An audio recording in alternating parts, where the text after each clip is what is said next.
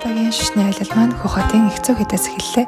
Эгцүү хэд нь 1580 онд Төмдийн Алтан хааны үед байгуулагдсан бөгөөд Хөх хотын хамгийн эртний буддын хийдүүдийн нэг юм. Эгцүү хэд нь нэг талаараа олон зуун жилийн түүх, урлаг, шишний соёлыг хадгалсан амьд мод зэмэд татлаа Бурхтын хот мандлуугаа гайхалтай сайхан нэртэй газар юм лээ. Маргааш өглөө бид унлагын алтаргаар шөнийн хотод ирж машинаар дахин 30 минут явж гүмбэн мэдтэй ирж будалдаа байрлсан. Бидний бодолсон бодол маш тавдагтай, цэвэрхэн бас өглөөний цайтай байсан. Оройсон байсан учраас бид оройны гороонд шууд гарсан. Горооны нийт зам 5 км үргэлжилдэг бөгөөд 1 цаг гарan гороо идэм байлээ.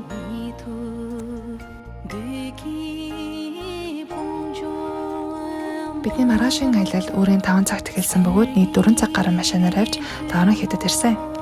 Давран хэд нь 1709 онд байгуулагдсан ба Төвдийн буддын шишний хамгийн алдартай хэдүүдийн нэг юм. Аялын багийнх маань энэхүү төвд олны газарт өглөөний хоолой идэж цай кофегаа уужаад гороонд гарсан. Энэхүү горооны зам ойролцоогоор 3 км гарan үргэлжилдэг бөгөөд энэ нь дэлхийн хамгийн урт мань хүртний замуудын нэг юм. Өглөөрт мөргөлжөд олноор ярддаг ба зарим мөргөлжөд бүтэн мөргөлийн гороо хийдэг. Хийдийн зохицол парт 6 том татсан олон 10 дугуй хэдэн зуун суурга, ланрын сууц, судрын сан, авраг метр бурхны сүм байдаг. Хийдэд ойролцоогоор 3000 орчим лам урга суудаг ба хийдийн бүс бараг жижиг очиг хэмжээтэй. Лавран хийдэн төвд Монгол Хятад хэм маяг холилдсон өрмөц эзтэй. Алтан дээртэй том дугнууд, улаан ханнууд, хүжийн үнэр, уулсын нүндх байрлал нь маш онцгой уран амьсгалтай. Буддын архитектурын гайхалтай хэзлийг та эндээс харах боломжтой.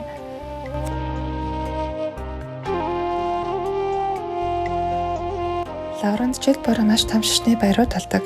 Хамгийн алдартай нь Мунлан буюу их залбирал, майдар эргэх ёслол, аврах танка дэлгэх ёслол. Энэ үеэр хэдэн 10,000 мөргөлчин ирдэг гэсэн шүү.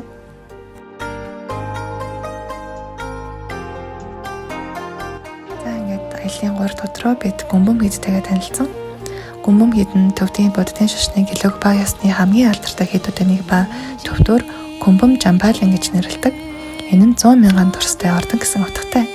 Энэ нутагт богд Зонхова 1357 онд турсан гэдэг юм билээ. Дамаг төгөөснээр Зонхова турсны дараа ихсийг нь болсон тэр газарт цагаан зандамад оргож навч бүр дээр буддагийн дүрс гарсан гэдэг. Тэр ариун модны турсгал дээр анхны суурга босгосноор Гүмбэмийн төг эхэлжээ.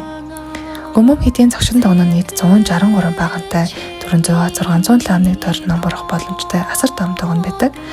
Тэр багнуудыг оросон лун хийтэй хевс болон дууны гол шүтэн Шогжаманы бурхан түүнийг тойроод залрах том баг заавыг монголчууд өргөсөн хэмээн хийд